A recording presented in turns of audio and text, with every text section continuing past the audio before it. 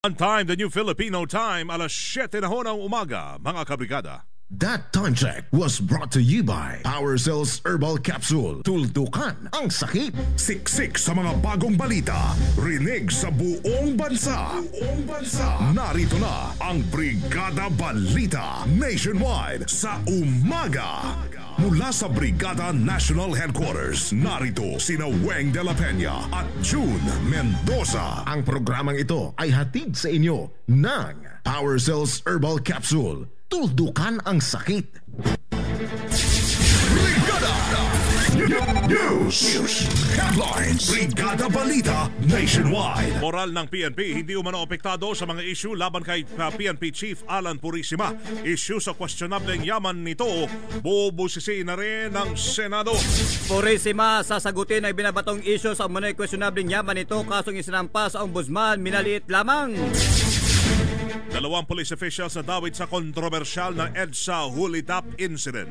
Babasahan ang sakdal ngayong araw. 4 na lugar sa lalawigan ng Albay, kabilang sa ang lungsod ng Legazpi, posible manong direktang tatamaan sakaling sumabog ang bulkang Mayon. Ilang residente naman na sa inilikas na Albay, nagkakasakit na sa mga evacuation center. Malacanang, tiwalang hindi magkakaroon ng reenacted budget sa 2015. Brigada Balita Nationwide sa umaga. Magandang umaga mga kabrigada. Hatid ng Brigada News FM Philippines, ang Brigada Balita Nationwide. Mula dito sa Brigada National Headquarters, kami po inyong mga taga-hatid balita, Brigada Weng de la Peña at Brigada June Mendoza. Sa araw ito ng Martes, Setyembre 23, 2014, hatid ho ng Power Cells at ng Drive Max. Brigada Balita Nationwide.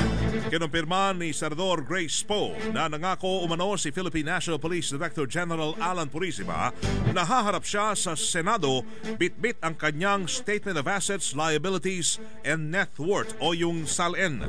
Ito'y matapos imbitahan ang PNP Chief sa hearing ng Committee on Public Services sa darating na Setyembre 30. Kaunay nito ay pagpapaliwanagin din nila si Purisima ukol sa nilalaman ng kanyang SALN dahil na rin sa aligasyong questionableng yaman ho ang mga ito. Sa harap po naharap po ang PNP Chief sa mga kasong plunder, graft and corruption sa kanyon at indirect bribery dahil sa 25 million pesos na White House sa Camp Crame at mga ari-ariang hindi naman umano nakasaad sa kanyang SALN. Nananatili pa rin manong buo ang suporta ng Philippine National Police sa chain of command sa kabila ng mga isyong ipinupuko laban kay PNP Chief Director General Alan Purisima hinggil sa umano'y hindi may paliwanag na yaman. Ayon kay PNP spokesperson Chief Superintendent Ruben Theodore Sindak, wala umanong epekto sa moral ng kapulisan ang patong-patong na kasong isinampa laban sa mismong liderato ng organisasyon. Maalala na una na rin kinasuhan si Purisima ng kasong plunder, kaugnay naman sa kinikwestyong 100 million peso contract ng PNP sa isang courier service company. Tiniyak naman ni Sindak na sasagutin lahat ng PNP Chief ang nasabing mga aligasyon sa tamang forum. Si Purisima sasagutin ang ibinabatong issue sa umano'y questionableng yaman nito. Kasong insilampa naman sa ombudsman ay minaliit lamang. Brigada Bong Kagape sa detalye. Brigada Bong, live i-Brigada mo. Brigada Live Report. Tiniyak ngayon ni Philippine National Police o PNP Chief Director General Alan Purisima na isa-isa nitong ipaliwanag ang issue ng umano'y questionabling mga ari-arian nito. Ayon kay PNP PIO Chief Superintendent Ruben Theodore Sindak, hindi anya magkakapekto sa trabaho ni Purisima ang kinakarap nitong kasong bribery, plunder at graft na una nang isinampa kahapon ng Coalition of Filipino Consumers sa Ombudsman. Inihayag ni Sindak na sa pagbabalik ng Pilipinas ng PNP Chief mula sa Colombia para sa isang anti-kidnapping forum ay kanyang ipapaliwanag ang ibinabatong issue laban sa kanya lalo na sa Senado. Binigyang din pa ng PNP official na ang kanyang mga kayamanan ay nakapaloob sa Statement of Assets, Liabilities and Net Worth o SALN simula nang siya ay naupo bilang PNP Chief sa ilalim na rin ng administrasyon ni Pangulong Benigno Aquino III. Yan ang ulat para sa Brigada Balita Nationwide. Brigada Joffrey Bong Kagape, Brigada News. Brigada Balita Nationwide. Humingi ng extension para makapagbigay ng counter affidavit ang mga akusadong pulis sa EDSA Hulidap incident. Sa isinagawang preliminary investigation, hinimay ng prosecutor ang naging papel ni Senior Inspector Alan Emlano sa nangyaring robbery extortion. Sinasabing si Emlano ang humarang at nag-drive sa isang puting SUV nang maganap ang operasyon. Nakatagda namang magpasa ng kanilang counter affidavit ang 7 pulis sa Lunes. Ngayong araw naman ang arraignment sa 2 sangkot na sina PO2 Jonathan Rodriguez at si Chief Inspector Joseph De Vera. Sa dagdag pang mga balita, tiwalang liderato ng Kamara na hindi kailangan pang mag-overtime ng mga mambabatas para may pasang panukalang pambansang budget sa susunod na taon. Sa katunayan, inihag ni House Speaker Feliciano Belmonte na posibleng maipasa na nila sa second reading ang 2015 General Appropriations Bill sa araw ng Biyernes. Kaugnay niya ng Malacanang, tiwala ring hindi magkakaroon ng re-enacted budget ang pamahalaan sa 2015. Brigada Leo Malecdem, ibrigada mo! Brigada! Kampante ang Malacanang na may papasa ng Senado at Kongreso ang 2.6 trillion pesos 2015 proposed national budget bago ang deadline. Sinabi ni Deputy Presidential Spokesperson Abigail Valte na batid nilang wala namang may gusto ng re-enacted budget kaya naman umaasa silang magagawa nito ng paraan ng 2 kapulungan.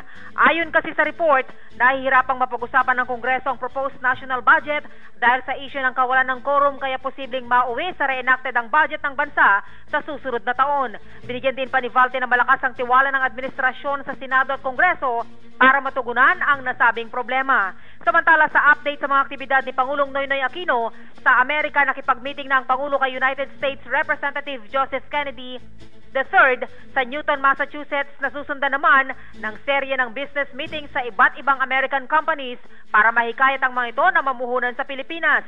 Si Kennedy ay bumisita na rin sa Pilipinas kung saan niya inimbitahan ng Pangulo na bisitahin din siya kapag nagawi naman ito sa Amerika.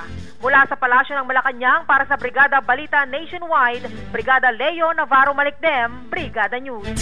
Mount Mayon, ang pagbabantay. Update. Mount Mayon, ang pagbabantay. Update. Mas pinaigting ngayon ng mga otoridad ang pagbabantay nga sa 6-kilometer permanent danger zone sa palibuto ng nag-alborotong Bulkang Mayon. Ayon sa PHIVOLCS, bumibilis ang pagtaas ng magma sa naturang bulkan, indikasyon na ito'y nalalapit na ang pagsabog dito anumang oras. Ito'y batay sa naitatalang datos mula ho sa kanilang geodetic at geochemical instruments. Nagsagawa na rin ng aerial survey ang PHIVOLCS kung saan natukoy nito ang posibleng daanan ng mga pyroclastic materials sakaling ito'y pumutok. Tayo ay live na napapakinggan sa Brigada News FM Palawan, Brigada News FM dyan sa Cebu, Brigada News FM San Carlos, Brigada News FM Kalibo, Toledo, Tacloban at Brigada News FM Jensan. Samantala, bagamat sinasabing araw na lamang ang binibilang bago ang nakambang pagsabog ng Bulkang Mayon, wala pa rin manong plano ang PHIVOLCS na itaas sa level 4 ang alert level ng bulkan. Sa panayam ng Brigada News FM kay PHIVOLCS Director Renato Sunidom, ipaniliwanag ng opisyal na ang naitalagang o pagbuga ng puting usok sa bunganga ng bulkan ay palatandaan umano ng mayroong nangyayaring pressurization sa ilalim nito na senyales namang nalalapit itong pagsabog. Una nang nagbabala ang ahensya na sa oras na sumabog ang bulkan, kabilang sa mga direktang maapektuhan ay ang bayan ng Daraga, Santo Domingo, Camalig at Legazpi City. Issue sa pangalawang Pangulo. Issue sa pangalawang Pangulo. Update. Nakatagdang i-anunsyo bukas ang mga bubuo sa bagong partido na itatayo ni Vice President Jejomar Binay. Dapatin mula ho kay Atty. J.V. Bautista ng United Nationalist Alliance. So una, ito ay bilang paghahanda na ng Vice Presidente sa 2016 presidential elections. Inaasahang bukas ay malalaman na ang pangalan ng partido at mga opisyal na kasapi nito.